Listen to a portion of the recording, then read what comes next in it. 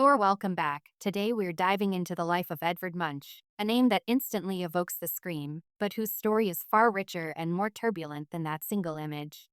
When you think of Munch, what's the first thing that comes to mind? For me, it's emotional honesty. Munch wasn't painting landscapes or polite portraits. He was painting the human condition stripped down to its nerves. His life was marked by illness, loss, and instability, and instead of hiding it, he turned it into a visual language the world had never seen before. It's striking how much of his biography bleeds into his work. Born in 1863 in Alten, losing his mother early, then his sister, it's almost as if grief became his first teacher. Exactly. And that grief shaped his artistic vocabulary. When you look at the sick child, you're not just seeing a memory. You're seeing a wound that never fully closed.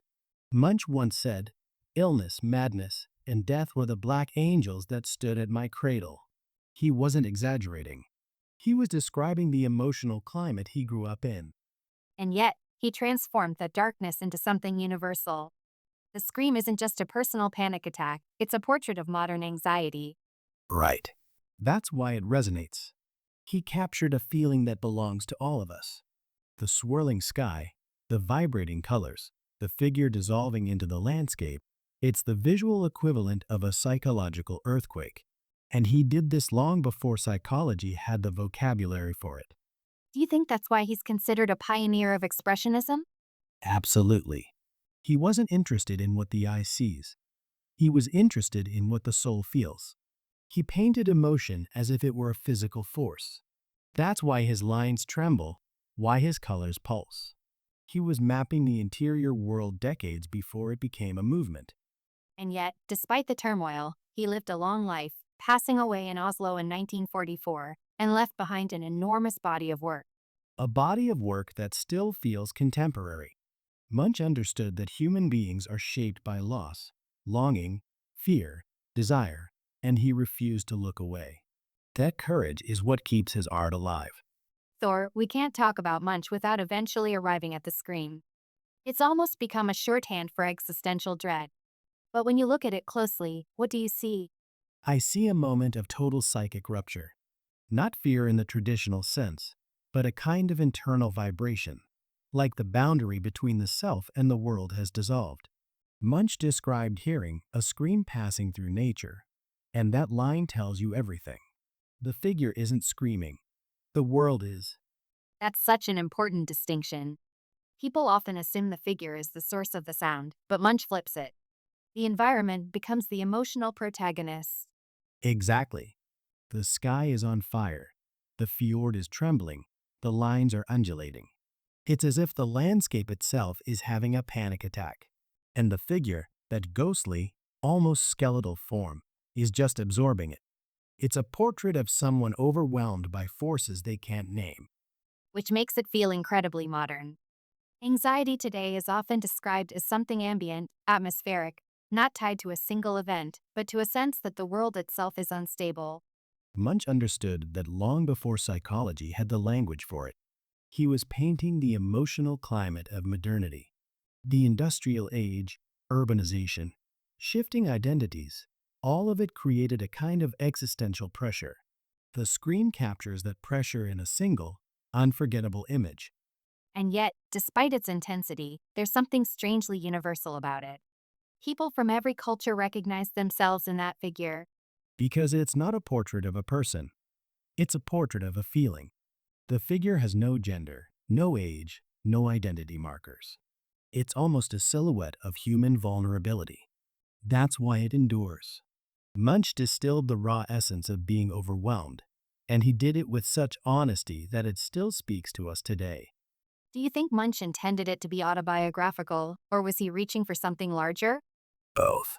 It came from a personal moment, a walk with friends, a sudden wave of anxiety.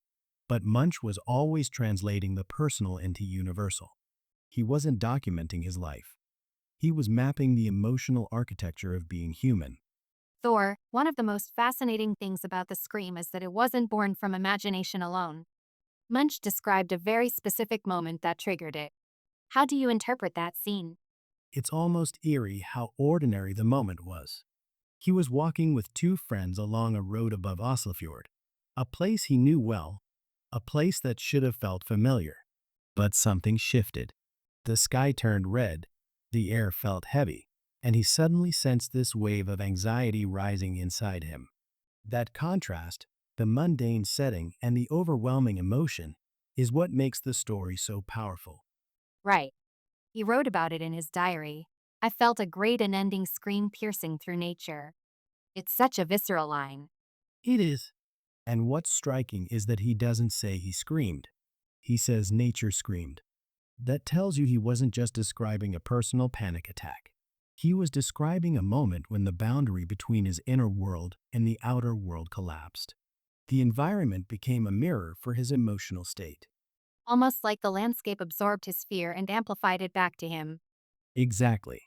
And remember, this was a period when Munch was already carrying a lot: grief from losing his mother and sister, a fragile sense of self, and a deep fear of inheriting the mental illness that ran in his family. So, when the sky suddenly turned blood red, which some historians think might have been caused by volcanic dust from Krakatoa, it wasn't just a sunset to him. It was a sign. A rupture. That's fascinating. The idea that a natural phenomenon could collide with a psychological vulnerability and create a moment that becomes iconic. Yes, and that collision is the essence of the scream. It's not just a painting of a moment. It's a painting of a threshold. A point where the world becomes too much, too loud, too bright, too intense, and the self begins to dissolve. Munch captured that dissolution with those trembling lines and that swirling sky. And the friends he was walking with, they're in the background of the painting, almost indifferent, continuing their way. That detail is crucial. It shows the isolation of experience. Anxiety often feels like something only you can hear, even when you're surrounded by people. The world keeps moving, but you're stuck in this internal storm. Munch freezes that moment, the split between the ordinary and the overwhelming. It's almost as if he's saying, this is what it feels like when the world becomes too loud for one person. Yes, and that's why the painting resonates across cultures and generations. Everyone has had a moment, maybe not as dramatic, but emotionally similar, where the world suddenly feels too intense. Munch just had the courage and the language to paint it. So, the real life moment wasn't just an anecdote. It was the spark that allowed him to articulate something universal. Exactly. It was the moment when his inner landscape and the outer landscape fused into one overwhelming sensation. And from that fusion came one of the most recognizable images in human history. For, when people think of the scream, they often focus on the sky, the swirling reds, the vibrating landscape. But the figure itself is just as psychologically charged. What do you see when you look at that posture? What strikes me first is the collapse of structure. The figure has no bones, no musculature, no stability. It's almost liquid. That fluidity tells you this isn't a person standing in the world. It's a person losing their shape in response to the world. The posture is a kind of surrender, but not a peaceful one. It's the body folding inward because it can't hold the emotion anymore. It's almost fetal, isn't it? The hands pressed to the face, the elbows tucked in. Exactly. It's a regression to the most primal form of self-protection. When the nervous system is overwhelmed, the body instinctively curls inward. Munch captures that instinct with brutal honesty. The figure isn't posing. It's collapsing. It's the posture of someone who has reached the threshold of what they can endure. And the expression, that wide, oval mouth, the hollow eyes. It's not a realistic face, but it feels emotionally accurate. That's the genius of it. The face is simplified to the point of being almost mask-like, but that abstraction makes it universal. The mouth is open, but we don't know if it's screaming or gasping. The eyes are wide, but they're not focused on anything. It's the expression of someone who's not looking outward anymore. They're trapped inside the intensity of their own experience. There's something uncanny about it. It's human, but not fully human. Right, and that's intentional. Munch strips away individuality to reveal pure emotion. The figure becomes an archetype, the embodiment of existential dread. It's not a man screaming. It's the human condition screaming. The lack of detail is what makes it so psychologically potent. And the way the figure seems to vibrate, the lines around it echo the landscape, almost as if the person and the world are made of the same trembling material. That's a crucial point. The figure isn't separate from the environment. The same undulating lines that shape the sky shape the body. It's as if the person is dissolving into the atmosphere. That visual merging is a psychological metaphor. When anxiety peaks, the boundary between self and world blurs. You don't just feel overwhelmed, you feel permeated. So, the posture and expression aren't just emotional, they're existential. Absolutely. They reflect a crisis of identity. The figure is losing its edges, its solidity, its sense of I. And that's why the painting resonates so deeply. It captures the moment when the self feels like it's slipping away, when you're no longer anchored in your own body or your own mind. It's remarkable how a single figure, with almost no detail, can communicate such a complex psychological state. That's the paradox of the scream. Simplicity is what makes it profound. Munch wasn't painting a person. He was painting a feeling, and he understood that to portray the most overwhelming emotions, you sometimes must strip the human form down to its most essential, trembling outline. Or, when we talk about Munch's art, we inevitably talk about emotion, anxiety, grief, and longing. But these weren't just themes he painted, they were the terrain he lived in. How would you describe Munch's psychological landscape? I'd say it was a landscape shaped by early fractures. He grew up in a home where illness and death weren't abstract ideas, they were daily companions. Losing his mother at 5, then his sister a few years later, created a kind of emotional fault line. And instead of healing over time, that fault line became the foundation of his worldview. He saw life as fragile, unpredictable, and tinged with sorrow. That's the soil his art grew from. It's striking how consistently those early experiences echo through his work. It's almost as if he never stopped revisiting them. He didn't. Munch wasn't painting memories. He was painting the emotional residue of those memories. The grief didn't stay in the past, it lived in him. And because he was so introspective, he kept returning to those emotional states, trying to understand them, trying to give them form. His psychological landscape was cyclical, not linear. He didn't move on. He moved deeper. And that depth sometimes bordered on instability. He struggled with anxiety, depression, even paranoia at times. Yes, and he was painfully aware of it. Mental illness ran in his family, and he feared it constantly. That fear wasn't just personal, it was existential. He worried that his mind could betray him at any moment. That's why so many of his figures look dissolved or fragmented. They're visual metaphors for a self that feels unstable, porous, vulnerable to collapse. It's interesting how he externalized those internal states. The landscapes in his paintings often feel like emotional environments rather than physical ones. Exactly. For Munch, the outer world was always reflecting the inner world. A shoreline wasn't just a shoreline, it was loneliness. The red sky wasn't just a sunset, it was dreadful. He painted the world the way he felt it, not the way he saw it. That's why his psychological landscape is so compelling. It blurs the boundary between perception and emotion. And yet, despite the darkness, there's also a kind of yearning in his work, a longing for connection, for love, for stability. Absolutely. Munch wasn't nihilistic. He was searching. He wanted intimacy, but he feared it. He wanted love, but he associated it with loss. That tension, desire pulling one way, fear pulling the other, is at the heart of his psychological landscape. It's why his paintings about love are never purely romantic. They're tinged with anxiety, jealousy, vulnerability. He understood that love exposes himself, and exposure terrified him. So, his psychological landscape wasn't just dark, it was conflicted, dynamic, alive. Very much so. Munch lived in constant negotiation with his own emotions. He wasn't trying to escape them. He was trying to translate them. His art became a kind of emotional cartography, a map of the human psyche drawn from the inside out. And that's why his work still resonates. He wasn't painting his own mind. He was painting the universal struggle to live with a mind that feels too much. It's remarkable how one artist's inner world can become a mirror for so many others. That's the paradox of Munch. The more personal he became, the more universal his work grew. His psychological landscape wasn't just his appearance, it was ours, articulated with a clarity and vulnerability most people never dare to express. Thor, one of the most compelling ideas about Munch, something Ragnar Stang writes beautifully about, is that his art is almost like reading a living diary. His life doesn't just influence his paintings, it inhabits them. How do you see that relationship? For me, that's the key to understanding Munch.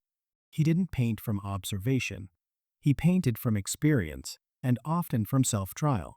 His canvases are emotional documents. When you look at his work, you're not just seeing a scene, you're seeing a moment he lived through, or at least a moment he psychologically endured. The man and the artist can't be separated. His biography is the backbone of his visual language.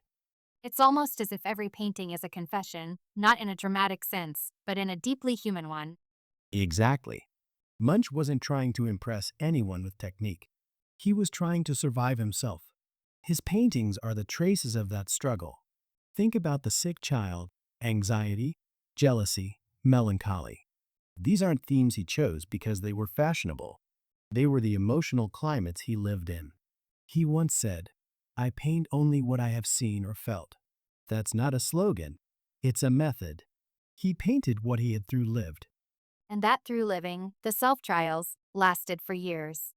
Years, and sometimes decades. He revisited the same motifs again and again, not because he lacked ideas, but because the emotional wound hadn't closed. Each version is like a new diary entry, a new attempt to understand the same pain from a slightly different angle. That's why his oeuvre feels like a long psychological narrative rather than a collection of separate works. So, when we look at his paintings, we're not just looking at art history, we're looking at a life unfolding. Absolutely. Munch's art is autobiographical in the deepest sense. Not literal autobiography. He's not painting events, but emotional autobiography. His inner life is the subject. And that's why knowing his biography isn't optional. It's essential. Without understanding the losses, the illnesses, the fears, the loves, the breakdowns, you miss the emotional architecture of the paintings. It's interesting how Ragnar Stang emphasizes that point, that the human being and the artist cannot be separated. She's right. Munch didn't have public persona and private persona. He had one continuous self, and that self spilled into everything he created. His studio wasn't a workspace. It was an emotional laboratory. He dissected his own psyche on the canvas. And because he was so unfiltered, the paintings feel alive, as if they're still vibrating with the emotions that created them. That's why his work feels so contemporary even now. It's raw. It's vulnerable. It's honest. Yes, Munch was painting psychological truth before psychology had the vocabulary for it.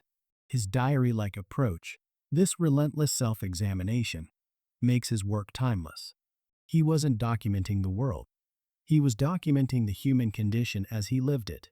And that's why his art still speaks to us. We recognize ourselves in his self-trials. So, in a way, reading Munch's paintings is reading the story of a man trying to understand his own existence. Exactly. And that's why his art matters. It's not just beautiful or iconic, it's intimate. It's a life painted from the inside out. Or, Munch once wrote something incredibly revealing. In my art, I have tried to explain life and its meaning. I have also tried to help others map their own lives. It's a rare moment where he almost steps outside himself and comments on his mission. How do you interpret that? For me, that line is the key to his entire oeuvre. Munch wasn't painting to decorate walls. He was painting to survive and to understand. His canvases were tools for self-examination. He used them the way some people use journals or confessions.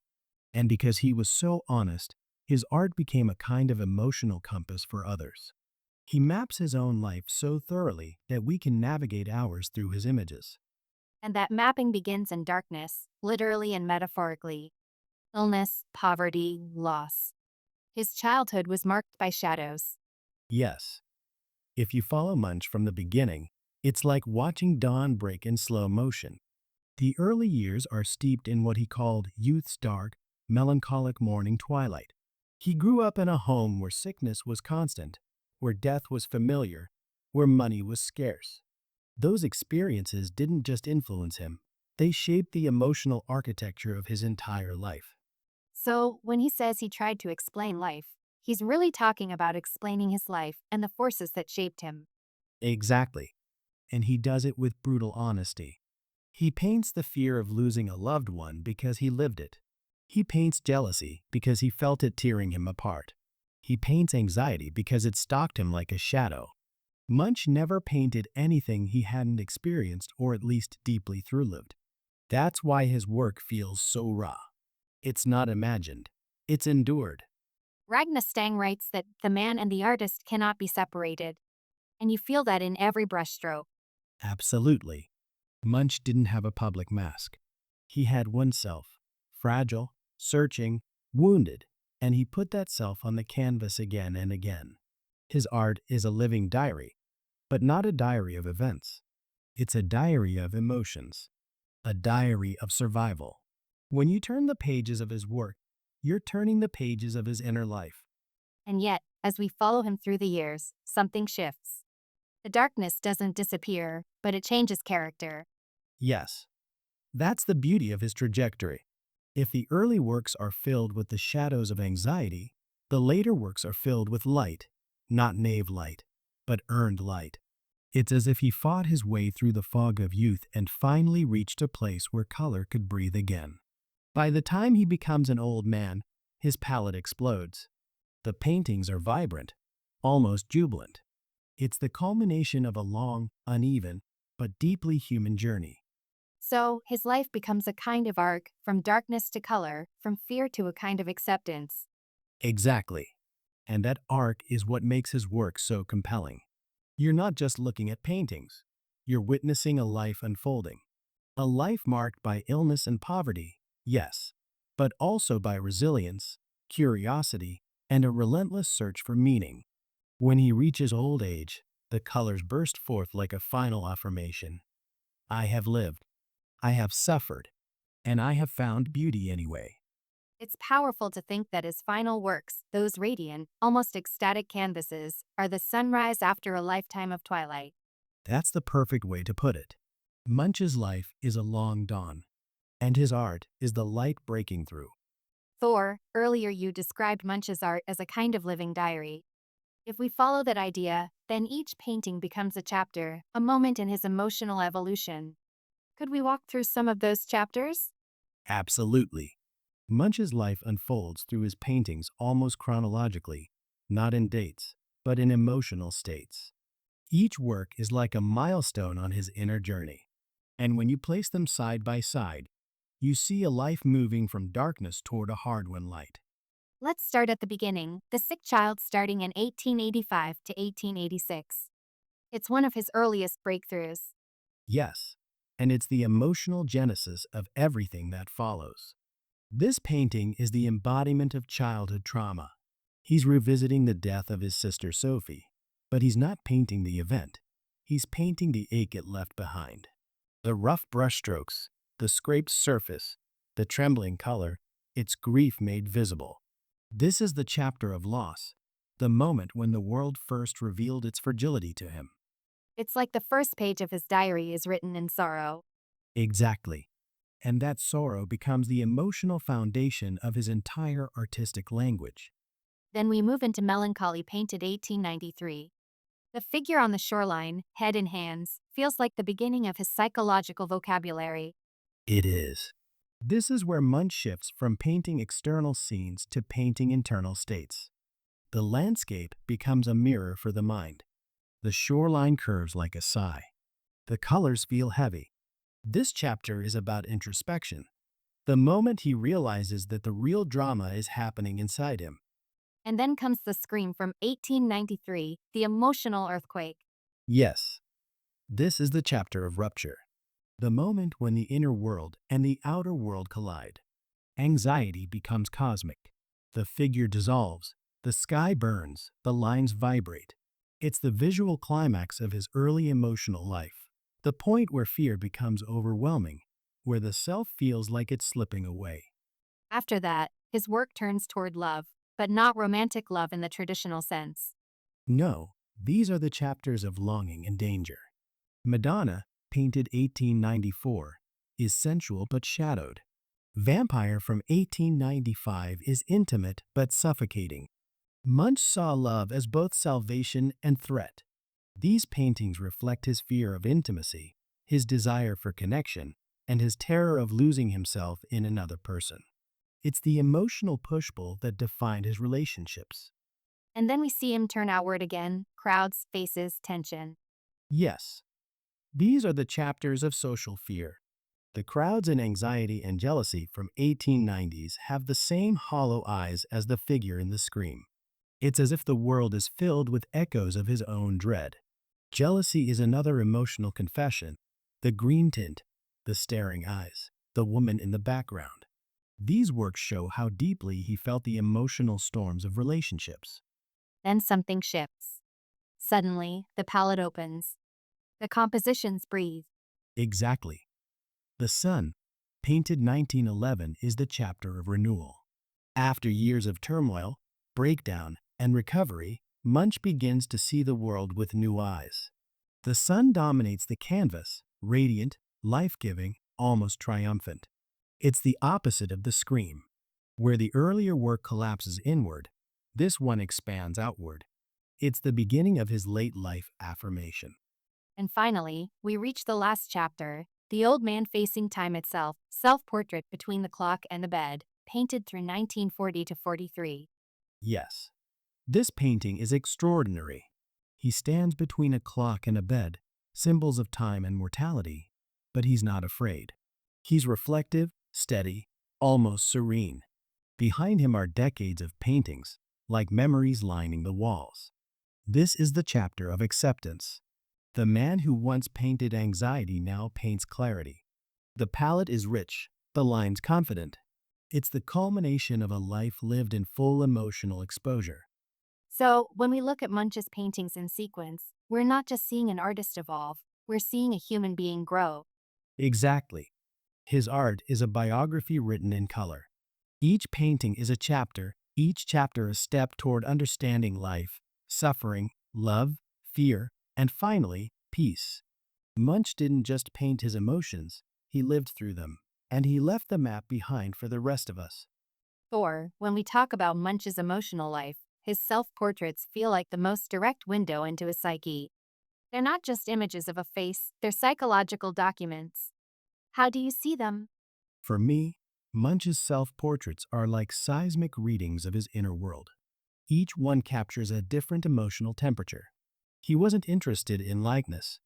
He was interested in truth, the truth of how he felt in that moment. And because he painted himself across decades, we get this extraordinary emotional timeline, almost like watching a soul age in real time. Let's start with the early ones. There's a kind of vulnerability in them, a young man who seems both present and absent. Exactly. In those early portraits, he looks like someone still forming. The eyes are searching, the posture uncertain. You can feel the weight of illness, poverty, and loss pressing in on him. These works aren't confident declarations of identity. They're questions. Who am I? What is happening inside me? How do I survive myself? They're portraits of a self still trying to find its edges. Then we reach Self-Portrait with Cigarette from 1895. It's iconic, smoky, almost spectral. This is the moment where Munch steps into modernity. The cigarette isn't just a prop. It's a symbol of the bohemian identity he was adopting.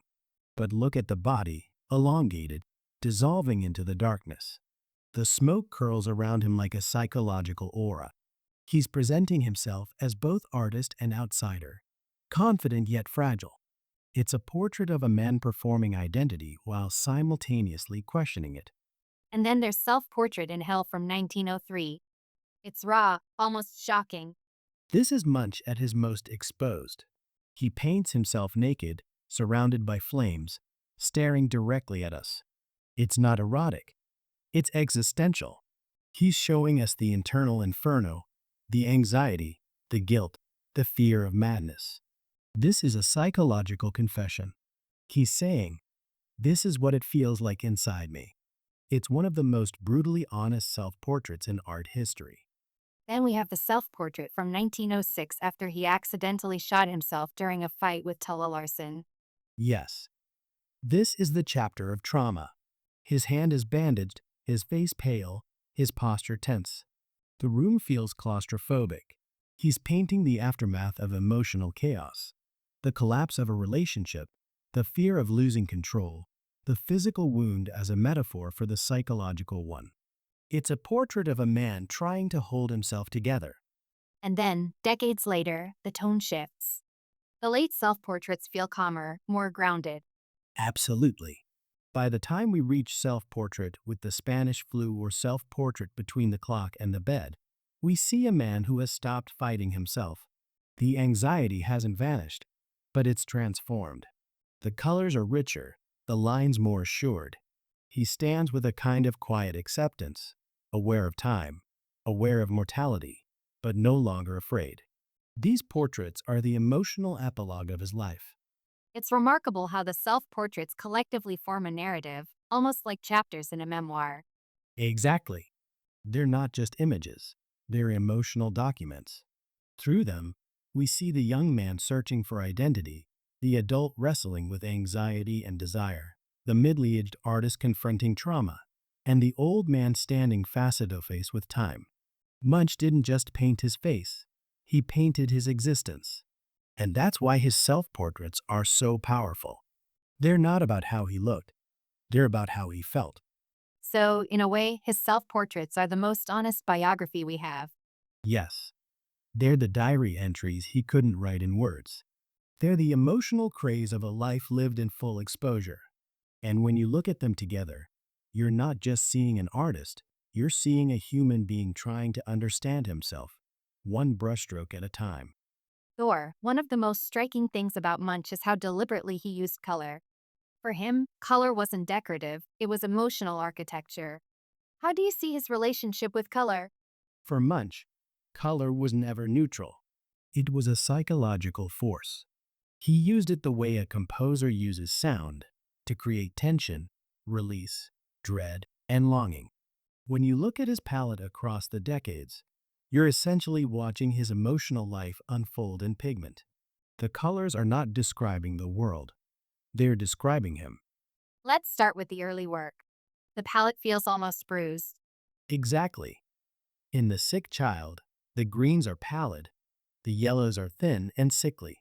These aren't naturalistic colors, they're the colors of illness, of fading vitality.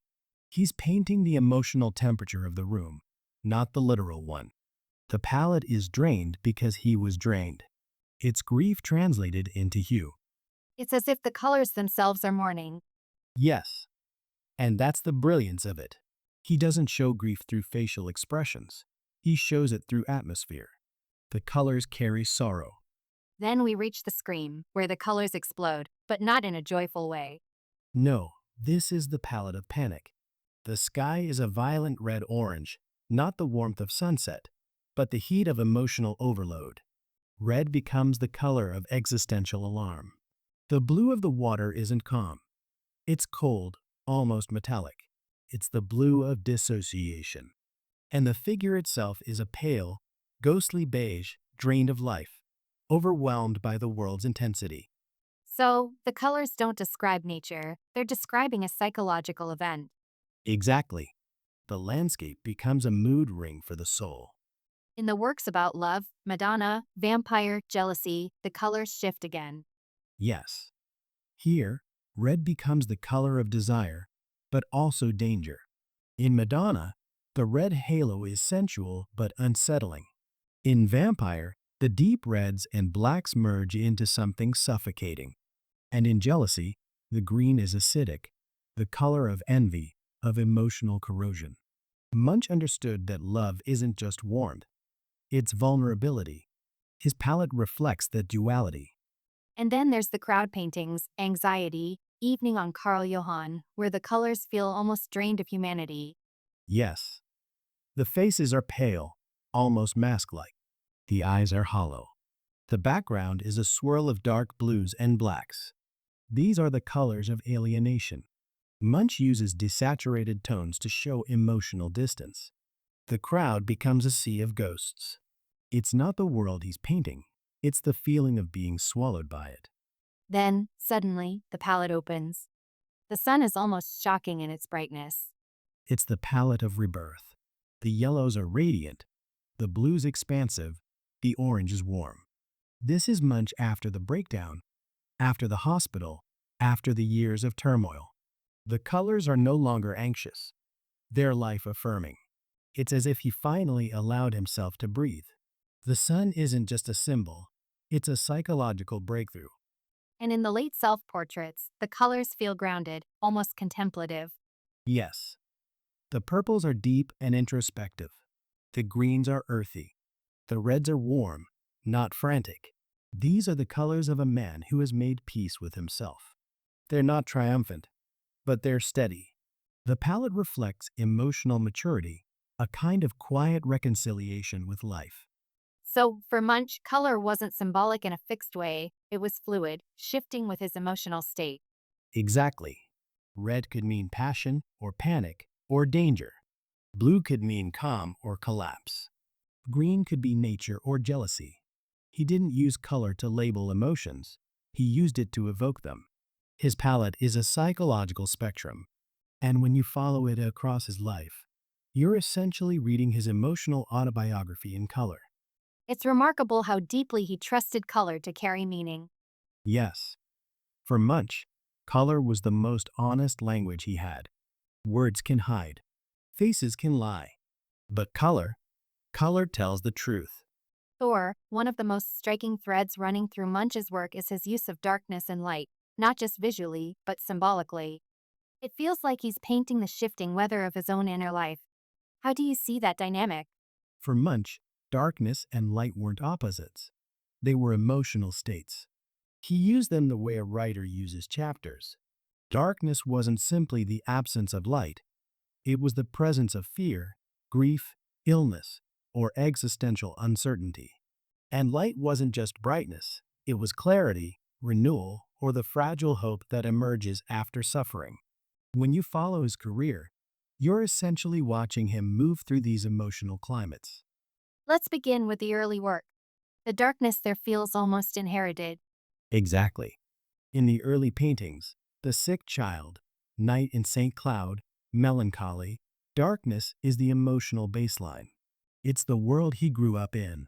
The rooms are dim, the figures shadowed, the landscapes muted. This isn't stylistic darkness, it's biographical darkness.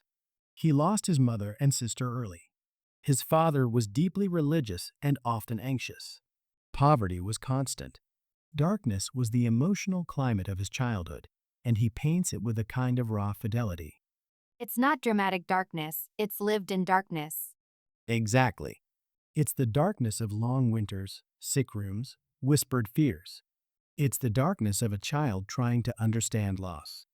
Then, in the 1890s, the darkness becomes more psychological. Yes, in works like The Scream, Anxiety, Evening on Carl Johan, darkness becomes internalized. It's no longer just the room or the night itself, it's the mind. The shadows cling to the figures. The sky itself becomes a psychological force. Darkness becomes a symbol of inner collapse, of the fear that the world is too overwhelming, too loud, too unstable. This is the period where Munch's darkness becomes existential.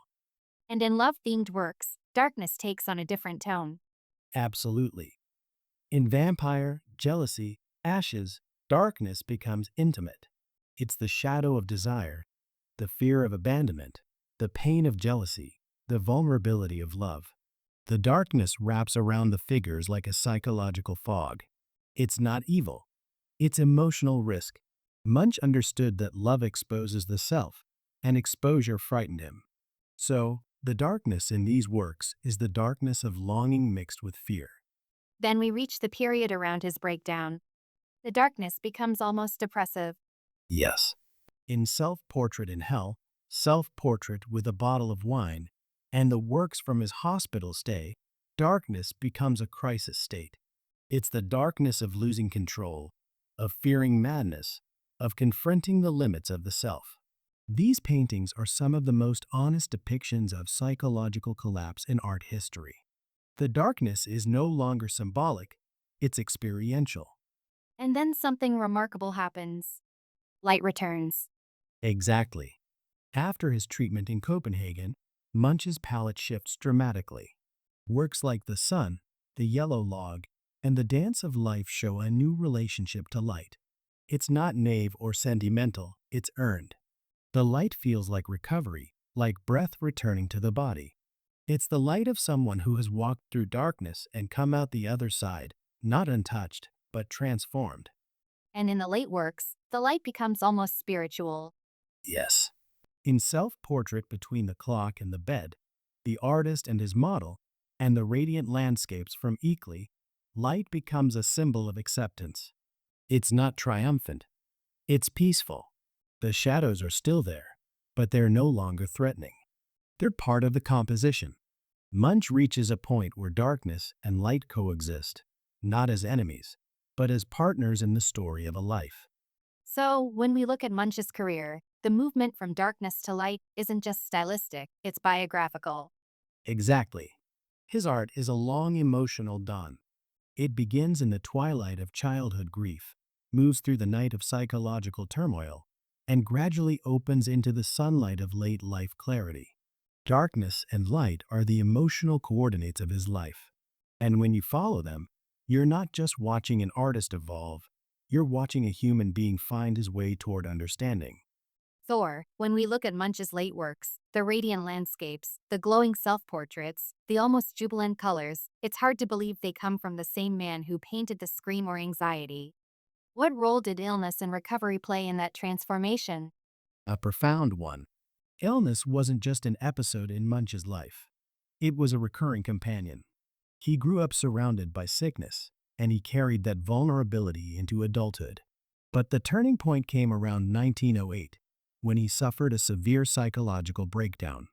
That crisis forced him into treatment, and the recovery that followed reshaped his entire relationship to life, and therefore to light.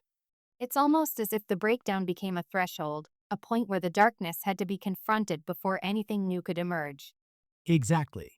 Before the breakdown, his art is filled with tension, jagged lines, vibrating colors, emotional storms. Afterward, something shifts. He doesn't become a different person, but he becomes a person who has survived himself. And that survival opens the door to a new palette. The light in his late works isn't naive. It's earned. It's the light of someone who has walked through the night and come out on the other side. Let's talk about that breakdown. What was happening inside him? He was exhausted, emotionally, physically, psychologically. Years of anxiety, turbulent relationships, alcoholism, and relentless self-scrutiny had taken their toll. He feared madness. He feared losing control. And in a way, the breakdown was the collapse of the emotional scaffolding he'd been holding up for decades. But it was also the beginning of something new. The crisis forced him to stop, to rest, to rebuild. And during his treatment, he began to see himself differently. Yes, the doctors encouraged stability, routine, and physical health. They removed him from the chaos of bohemian life. And slowly, he began to reconnect with the world, not as a threat, but as a source of renewal. That shift is visible in the paintings that follow. The darkness doesn't disappear, but it no longer dominates. It becomes part of a larger emotional spectrum. Interviewer, after the breakdown, the light in his paintings feels almost therapeutic. It is. Works like The Sun, The Yellow Log, and the Eakly landscapes radiate with a kind of inner warmth. The colors are expensive, the compositions open. He's no longer painting the world as a mirror of his anxiety. He's painting it as a source of vitality.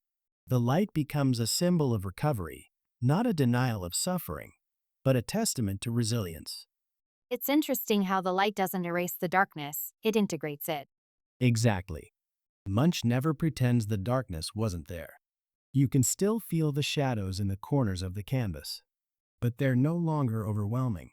They're part of the story, not the whole story. The late light is a kind of emotional equilibrium, a balance he never had in his youth. And in the late self portraits, the light becomes almost philosophical. Yes. In Self-Portrait Between the Clock and the Bed, the light is soft, steady, contemplative. It's not the dramatic light of revelation. It's the gentle light of acceptance. He stands between time and mortality, but he's calm. The colors are warm, the shadows honest. This is the light of a man who has made peace with his life, its wounds, its joys, its contradictions. So illness didn't just shape his suffering, it shaped his clarity. Absolutely. Illness forced him inward, but recovery allowed him to look outward again. And in that outward gaze, he found light, not as an escape from darkness, but as its companion. His late works are visual proof that healing is possible, even after a lifetime of emotional storms. It's remarkable how illness and recovery become part of his artistic evolution, almost like emotional seasons. That's exactly what they are. The early darkness is winter, cold, heavy, introspective. The breakdown is the storm, and the late light is spring, tentative at first, then radiant. Munch's life is a cycle of descent and ascent, and his art captures that cycle with extraordinary honesty. The light in his late works isn't just visual, it's existential. It's the light of someone who has learned to live with himself. Thor, when we talk about Munch's late period, the Eakly years stand out as something almost transformative. It's as if the man who once painted anxiety and dissolution suddenly found a new visual language. What did Eakly give him? Eakly gave him space, literally and psychologically. After decades of turbulence, breakdown, and emotional volatility, he finally had a place where he could breathe. The estate outside Oslo wasn't just a home, it was a sanctuary, surrounded by fields, orchards, shifting light, and the rhythms of nature.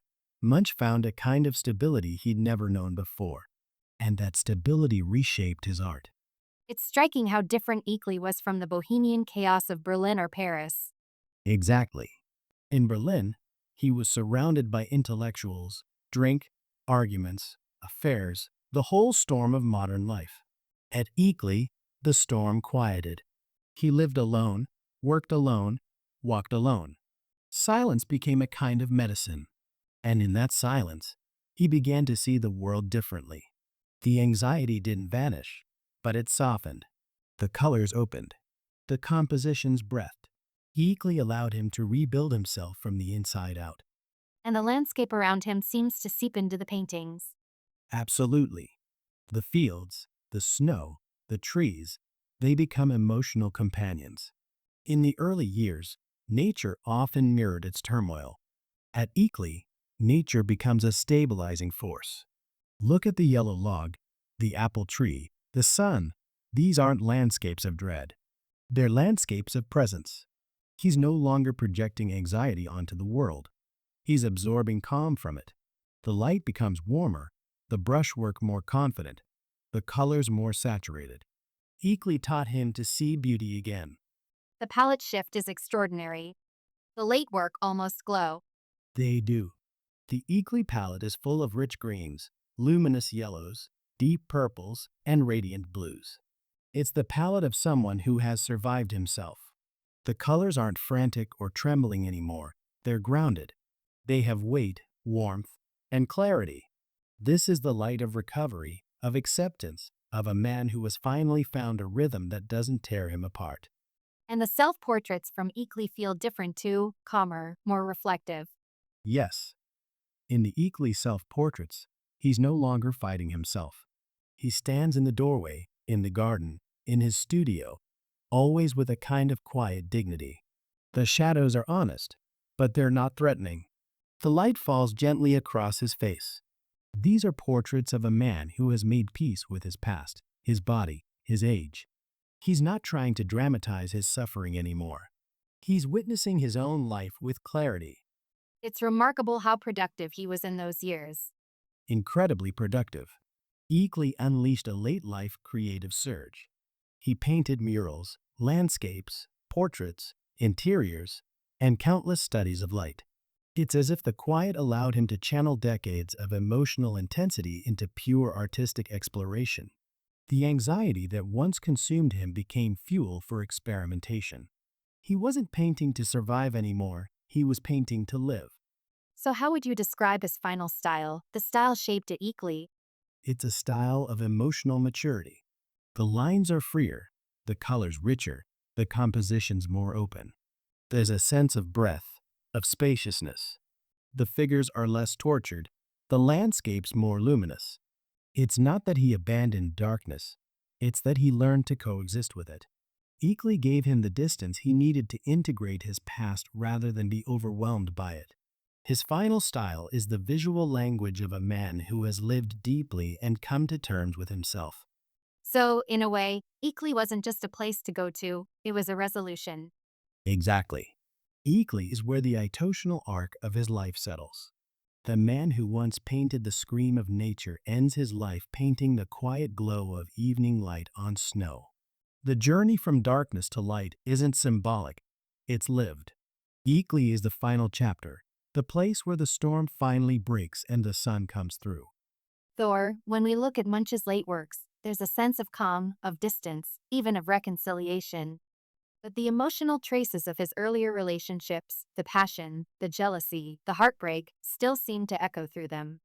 How do you see those relationships shaping their final style? What's fascinating is that Munch never painted his relationships literally. He painted the emotional aftershocks. And those aftershocks never fully disappeared. Even in the Eakly years, when he lived alone and kept people at arm's length, the emotional imprints of his earlier loves and conflicts remained. They softened, they transformed, but they didn't vanish. They became part of the emotional DNA of his late works. Let's start with the early relationships, Tulla Larson, for example. That was a storm. A storm is the right word. Tulla represented both desire and danger for Munch. Their relationship was intense, volatile, and ultimately traumatic, culminating in the gunshot incident that nearly cost him his hand. That emotional turbulence shaped his understanding of intimacy. He associated love with vulnerability, loss of control, even self-destruction, and that fear echoes through his entire career. Even decades later, when he's living alone at Eakly, you can still feel the residue of those early wounds. Exactly. The late works don't show lovers embracing or couples in conflict, but the emotional memory of those experiences is still there in the way he paints distance, in the way figures rarely touch, in the way solitude becomes both sanctuary and burden. In the late portraits and figure paintings, there's a kind of respectful distance between people. It's not coldness, it's something else. It's emotional wisdom. Munch learned, through painful experience, that closeness can wound. In his late work, he paints people with a kind of gentle separation. They inhabit the same space, but they don't merge. The boundaries are clear. The figures are self-contained. It's as if he's saying, I understand now that love doesn't require possession. It requires space. So, the distance isn't loneliness, it's maturity. Exactly. It's the distance of someone who has lived through emotional storms and now values equilibrium over intensity. What about the women in his late paintings? They feel different from the earlier femme fatale figures. Very different. In the early works, women are often painted as overwhelming forces, seductive, threatening, mysterious. In the late works, they're grounded, human, present. They're not symbols of danger. They're part of the world he observes with calm curiosity. The emotional charge is still there, but it's softened. It's memory, not drama. Almost as if he's finally seeing women as individuals, not projections of his own fears. Yes, the late works show a man who has stopped projecting and started perceiving. And the self portraits from Eakly, do you see traces of his relationships there? Absolutely. The late self-portraits are full of emotional echoes.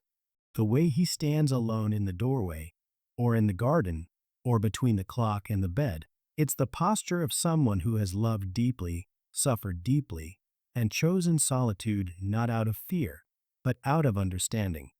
The solitude is not empty, it's full of memory. You can feel the presence of past relationships in the way he paints himself, reflective, steady, no longer torn apart by longing or jealousy. And the landscapes, do they carry traces of those relationships too? They do, but in a transformed way. In the early years, nature often mirrored his emotional turmoil. In the late years, nature becomes a counterbalance, a stabilizing force.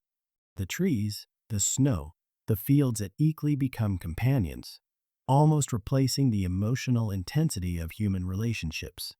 They offer him a kind of quiet intimacy that doesn't wound. The landscapes are full of tenderness, the tenderness he once sought in people, and now finds in light, color, and space.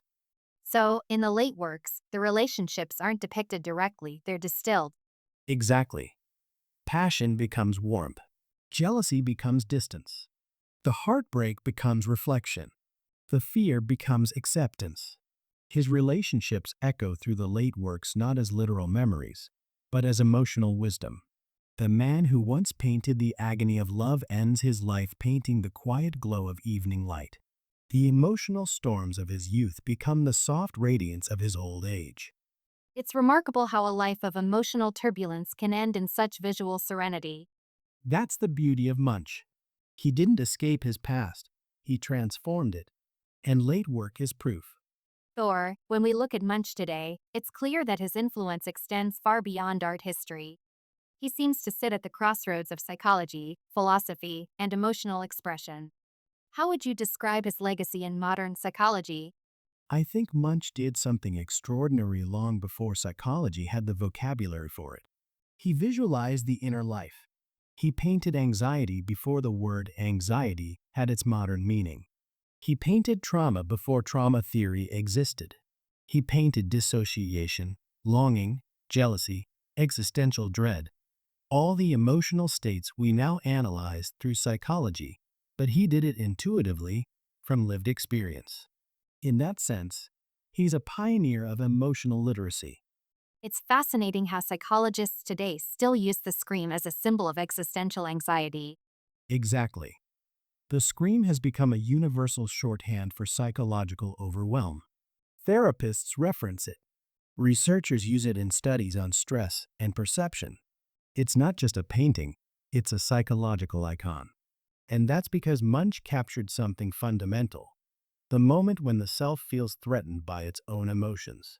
He turned the invisible into the visible. And he did it decades before Freud, Jung, or modern psychiatry fully articulated these ideas. Yes, Munch was mapping the psyche while psychology was still in its infancy. His work anticipates concepts like existential anxiety, emotional contagion, and the interplay between environment and mental state. He understood that the mind is porous, that the world seeps into us, and we seep into the world. Modern psychology is only now catching up to that insight. And in art, his influence is equally profound. He's often called a precursor to Expressionism. Absolutely. Expressionism is built on the idea that the artist's inner world is more important than external reality. Munch was doing that long before it became a movement. His trembling lines, distorted forms, and emotionally charged colors laid the groundwork for artists like Kirchner, Nold, and later, the abstract expressionists. He gave permission for art to be subjective, emotional, even unstable. So, he wasn't just painting emotions, he was redefining what art could be. Exactly. He broke the contract with realism. He said, I will paint what I feel, not what I see. That shift changed the trajectory of modern art.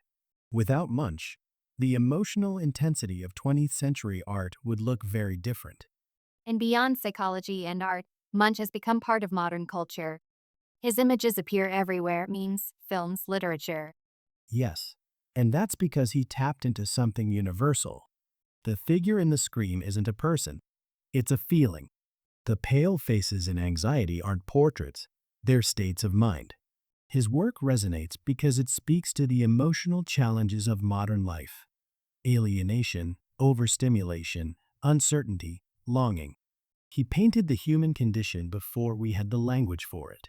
What about his late work? How do they contribute to his legacy? The late works show that emotional honesty doesn't have to end in despair. After decades of turmoil, Munch found a visual language for resilience. The light at Eakly, the warmth of the landscapes, the steadiness of the self-portraits, these works offer a counter-narrative to the idea that suffering defines the artist. They show that healing is possible, that clarity can emerge from chaos.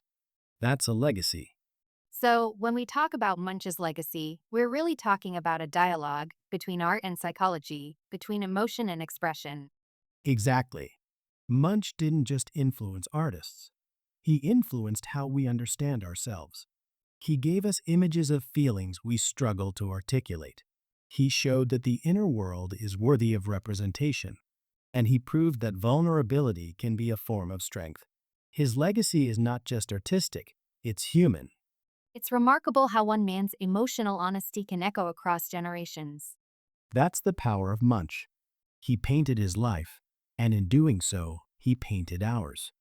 Thor, one of the most striking things about Munch is how deeply he understood the human psyche long before psychology had the language for it. In many ways, he seems to anticipate what we now call trauma theory. How do you see that connection? I think Munch understood trauma intuitively, not as an academic concept, but as a lived reality. He grew up in a home marked by illness, death, instability, and emotional intensity. Those early experiences didn't just shape him, they imprinted themselves on his nervous system. And because he was so introspective, he spent his entire life trying to understand those imprints. His paintings are essentially trauma studies, decades before the field existed. Modern trauma theory talks about repetition, how traumatic experiences return in cycles. Munch seems to embody that. Absolutely. Trauma researchers today describe how the mind replays unresolved experiences, often in symbolic or emotional form. Munch did exactly that. He painted the sick child 6 times over 40 years. He returned to themes of jealousy, anxiety, death, and separation repeatedly. These weren't artistic obsessions, they were psychological repetitions. He was revisiting the wound because the wound was still alive in him. So, the repetition wasn't stagnation, it was a form of processing. Exactly. He was trying to identify experiences that were too overwhelming to understand when they happened. That's trauma theory in action. Another key idea in trauma theory is that trauma lives in the body, and Munch's figures often look physically affected by emotion. Yes. Look at the scream. The figure's body is melting, dissolving, vibrating. That's a somatic response. It's the body overwhelmed by internal pressure. In anxiety, the faces are drained of color, the eyes wide, the posture rigid. These are physical manifestations of emotional states. Munch understood that trauma isn't just psychological, it's embodied. The body carries what the mind can't articulate. Modern trauma theory also talks about how the environment can trigger traumatic responses. Munch paints that literally. Exactly. In the scream, the landscape becomes panicky. The sky is the trigger. The fjord is the echo. The environment is not neutral, it's charged. Trauma researchers today talk about sensory flashbacks, where a sound, a color, or a light can reactivate old fear. Munch paints that phenomenon decades before it had a name. The world becomes overwhelming because the inner world is overwhelmed. There's also a sense of isolation in his trauma related works, the figure alone, even in a crowd. Yes, trauma often creates a sense of disconnection from others, from oneself, from reality.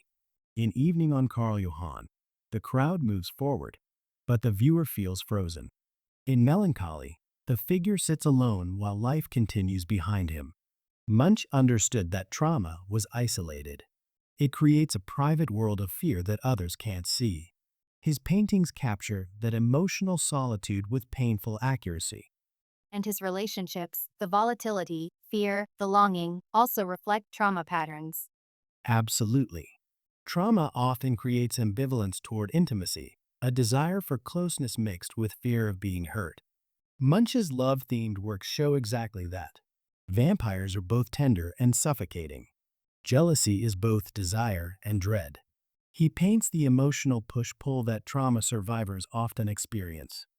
Come close, but don't come too close. His relationships echo the unresolved wounds of his childhood. And then, in the late work, something shifts.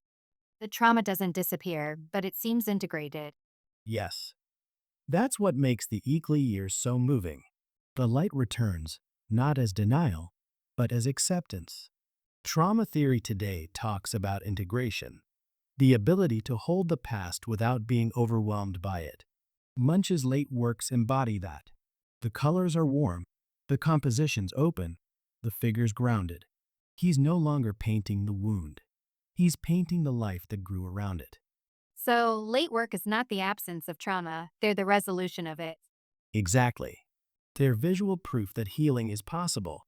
The man who once painted existential terror ends his life painting the quiet glow of evening light. That arc, from fragmentation to integration, is the arc of trauma recovery. So, when we look at Munch through the lens of modern trauma theory, he becomes more than an artist, he becomes a kind of psychological cartographer. Yes, he mapped the terrain of fear, loss, longing, and recovery with extraordinary honesty. He painted what trauma feels like from the inside, and he did it decades before the field existed. His legacy in psychology is that he gave us images for experiences we struggle to put into words. His legacy in art is that he showed vulnerability can be a form of courage.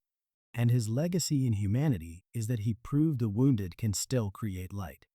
Or, what fascinates me is how contemporary artists keep returning to Munch, not just for his style, but for his emotional honesty. Many of them seem to read him through the lens of trauma. How do you see that reinterpretation unfolding today? I think contemporary artists recognize something in Munch that feels incredibly modern: the courage to show the mind under pressure. Today, trauma is a central theme in art, psychology, and culture. And when artists look back at Munch, they see a kindred spirit, someone who painted the nervous system, not the surface. They see a man who understood fragmentation, dissociation, emotional overwhelm, and the long shadow of childhood wounds. So, they don't just imitate his style, they reinterpret his emotional vocabulary. It's striking how the scream keeps resurfacing in contemporary art, almost like a cultural mirror. Exactly. Artists today use the scream as a symbol of collective anxiety. In a world shaped by climate fear, digital overload, political instability, and social fragmentation, the figure in the scream feels more relevant than ever. Contemporary painters, photographers, and digital artists reinterpret that open-mouthed figure as a standing for modern overwhelm. They're not copying Munch, they're updating him. They're saying, "This is still us." So, the trauma lens becomes a bridge between eras. Yes. Munch's anxiety becomes our anxiety. His existential dread becomes our cultural mood. Many contemporary artists explore trauma through body distortion, fragmentation, vulnerability. That feels very Munchian. Absolutely. Munch understood that trauma lives in the body. His figures bend, dissolve, vibrate. Contemporary artists pick up that thread. They use the body as a site of memory, a place where emotional history is stored. You see this in performance art, in figurative painting, in photography. The body becomes a landscape of wounds and resilience. That's pure Munch. He gave artists permission to show the body not as idealized, but as emotionally truthful. And then there's color. Many contemporary artists use color the way Munch did, as emotional code rather than decoration. Yes. Munch's palette, the burning reds, the sickly greens, the dissolving blues, becomes a psychological language. Contemporary artists reinterpret that language to express trauma, memory, and healing. They use color to show emotional temperature, to signal danger or safety, to evoke dissociation or grounding. Munch taught them that color can speak the truth the mind can't articulate. Another thing I notice is how contemporary artists turn personal trauma into collective narrative, something Munch did instinctively. Exactly. Munch painted his own wounds, but he painted them in a way that made them universal. Contemporary artists do the same. They take personal experiences, grief, illness, violence, displacement, and transform them into images that resonate with others. Munch showed that vulnerability can be a form of connection. That idea is foundational in contemporary trauma-informed art. What about Munch's late work? Do contemporary artists engage with that part of his legacy too? Increasingly, yes. For a long time, people focused on the darkness, the anxiety, the breakdown, the scream. But contemporary artists are increasingly drawn to the late light, the earthly landscapes, the warm self-portraits, the quiet acceptance. They see in those works a model for healing, not erasing trauma but integrating it, not denying the wound but living with it. That resonates deeply today, especially in art that explores recovery, resilience, and post-traumatic growth. And in digital art, Munch seems to have found a new home. Absolutely.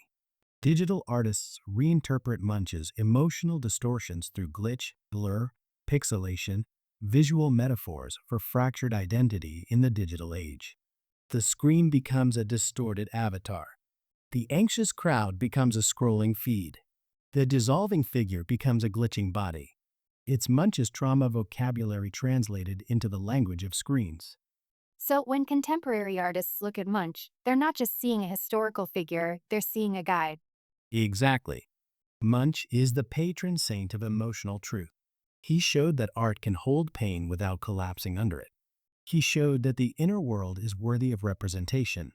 And he showed that trauma, when expressed honestly, can become a bridge rather than a barrier. Contemporary artists reinterpret him not because he's fashionable, but because he's foundational. He gave them a language, and they're still speaking it. It's remarkable how one man's emotional courage continues to shape the art of an entire century. That's Munch's gift.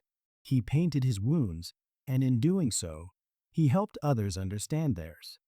Thor, what strikes me is how Munch feels more relevant today than ever. We live in a time when mental health is openly discussed, when anxiety and burnout are part of everyday vocabulary. How do you see Munch fitting into this cultural moment? I think Munch is one of the great emotional translators of modern history. He painted the inner world with such honesty that his work feels tailor-made for today's mental health conversations. In a culture where people are finally naming their struggles, anxiety, trauma, loneliness, overwhelm, Munch becomes a kind of visual companion. He gives form to feelings that are hard to articulate. And that's exactly what people need right now. It's fascinating how the scream has become a global symbol of emotional overload. Exactly. It's the emoji of existential dread. It's the meme of burnout. It's the shorthand for "I can't take this anymore." And yet, beneath the humor, there's a profound truth. People recognize themselves in that figure. The open mouth, the trembling body, the world swirling around. It's the perfect metaphor for sensory overload, panic attacks, emotional flooding. Munch captured a psychological state that millions experience today. So, painting becomes a bridge between art and mental health. It's not just art history, it's emotional literacy. Anxiety is one of the defining issues of our era. Munch painted it long before it had a clinical name. Absolutely. In Anxiety, Melancholy, Evening on Carl Johann, he paints the emotional atmosphere of anxiety, the hollow eyes, the tight bodies, the sense of being swallowed by the world. Today, psychologists talk about social anxiety, hypervigilance, emotional overwhelm. Munch painted all of that intuitively. He understood that anxiety isn't just a feeling, it's a way of experiencing the world. And trauma, that's another area where Munch feels incredibly contemporary. Yes, trauma theory today emphasizes memory loops, somatic responses, emotional triggers. Munch painted those phenomena decades before they were studied. The dissolving figure in the scream, the frozen posture in Melancholy, the suffocating embrace in Vampire, these are visual metaphors for trauma responses. Modern viewers see their own emotional patterns reflected in them. Loneliness is another major issue today. Munch's work seems to speak directly to that. It does. Munch understood loneliness not as physical isolation, but as emotional disconnection. In Evening on Carl Johann, The crowd moves forward, but the viewer feels utterly alone. That's the loneliness of modern life, surrounded by people, yet unseen. Today, with digital overload and fragmented communities, that feeling is everywhere. Munch painted it with painful clarity. But what I find most moving is how his late works offer a kind of hope, a model for recovery. Exactly. The Eagly Years shows that healing is possible. The light returns. The colors are warm. The composition's open. He doesn't erase the darkness, he integrates it. That's exactly what modern mental health culture emphasizes. Not eliminating pain, but learning to live with it. Munch's late works are visual proof that a wounded life can still become luminous. Young people today seem especially drawn to Munch. Why do you think that is? Because he validates their emotional reality. He doesn't hide behind stoicism or perfection. He shows vulnerability, confusion, fear, longing, all the things young people are encouraged to talk about today. In a world where emotional honesty is increasingly valued, Munch feels like an ally. He gives permission to feel deeply. So, in a way, Munch becomes more than an artist, he becomes a cultural figure in the mental health movement. Exactly. He's a symbol of emotional courage. He painted what others were afraid to admit. He turned inner chaos into shared understanding. And he showed that the mind, with all its storms, is worthy of compassion. That's why he resonates today. He doesn't just depict mental health struggles, he humanizes them. It's remarkable how a man who lived over a century ago can feel so present in our emotional landscape. That's the power of Munch. He painted his truth, and in doing so, he helped us recognize ours. Thor, after everything we've explored, the darkness, the light, the trauma, the recovery, the loneliness, the resilience, what do you think Munch ultimately leaves us with? What is his emotional legacy? I think Munch leaves us with a map. Not a map of places, but a map of being human. He charted the terrain of fear, longing, grief, desire, anxiety, and healing with a kind of honesty that still feels radical. He didn't paint the world as it looked. He painted the world as it felt. And in doing so, he gave us a language for our own inner lives. It's remarkable how his work still speaks to people who've never read a line of art history. Exactly. You don't need to know anything about symbolism or expressionism to feel the scream. You don't need a textbook to understand melancholy or anxiety. His images bypass the intellect and go straight to the nervous system. They resonate because they're built from emotional truth. That's why he endures. He painted what we all carried but rarely dare to show. And yet, his story isn't just one of suffering. There's a kind of hard-won hope in the late works. Yes, that's the part people often overlook. Munch didn't stay in the darkness. He moved through it. The Eagly Years show a man who learned to live with his wounds without being defined by them. The late light, those glowing landscapes, those steady self-portraits, they're not naive. They're the light of someone who has survived himself.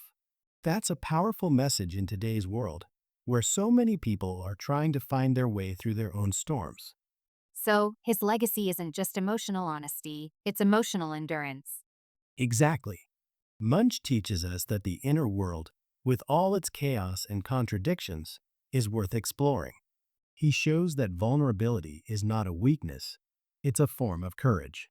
And he reminds us that healing doesn't mean erasing the past.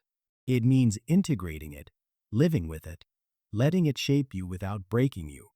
If you had to capture Munch's legacy in one idea, one sentence, what would it be? I'd say this. Edvard Munch showed us that to be human is to feel deeply, and that there is beauty, even dignity, in that depth. He turned his life into a mirror, and in that mirror, we see ourselves, fragile, searching, wounded, resilient. His legacy is not just artistic. It's emotional. It's existential. It's human. A legacy that continues to echo long after the brushstrokes have dried. Yes, because the emotions he painted never dry. They're alive in us. And that's why Munch will always matter. Thor. After walking through Munch's life, the shadows, the storms, the fragile dawn, what stays with you the most? What stays with me is his courage. Not the courage to paint, but the courage to feel. He didn't hide from his inner world. He faced it, brush in hand, even when it terrified him. And in doing so, he gave us a language for our own emotions. It's remarkable how one man's private battles became a universal mirror. Yes. Munch painted the human condition before we had words for it. He painted anxiety before psychology named it. He painted trauma before trauma theory existed. He painted loneliness before modern life made it epidemic. And he painted recovery not as triumph, but as quiet acceptance. His late work feels almost like a message to the future. They do. They tell us that darkness is not the end of the story, that the mind can fracture and still find its way back to light, that healing is not forgetting, it's integrating. Munch's late light is the light of someone who has survived himself. And that survival becomes his legacy. Exactly. His legacy is emotional honesty, the willingness to show the world not who he was supposed to be, but who he truly was: fragile, searching, wounded, resilient. He turned his life into a map, and on that map, we find our own coordinates. If Munch could speak to us now, to this century, with all its anxieties and noise, what do you think he'd say? I think he'd say, do not fear your emotions. They are the colors of your life. Paint them, name them, let them breathe. He'd remind us that vulnerability is not a flaw, it's a form of truth. And truth is the only thing that survives us. So in the end, Munch didn't just paint his life. He painted ours. Yes, that's why he endures. Because the emotions he painted, fear, longing, grief, desire, hope, are the emotions that make us human. And as long as we feel, Munch will remain beside us, a companion in the dark and a witness to the light. Edvard Munch showed us that the soul has seasons, that darkness and light are not enemies, but partners in the story of a life. He painted what he lived, and in doing so, he taught us how to live with what we feel. This is his gift. This is his legacy. This is Munch. Thor, thank you. For your depth, your clarity, your honesty. For guiding us through Munch's shadows and his light. This documentary wouldn't exist without your voice. Your ability to translate emotion into understanding. And to bring Munch's inner world so vividly into ours. It's been a privilege to walk this journey with you. Thank you. It's been an honor to speak about a man who spent his life trying to make sense of what it means to feel. Munch didn't just paint, he revealed. And if anything I've said helps someone see him more clearly, or see themselves with a little more compassion, then I'm grateful.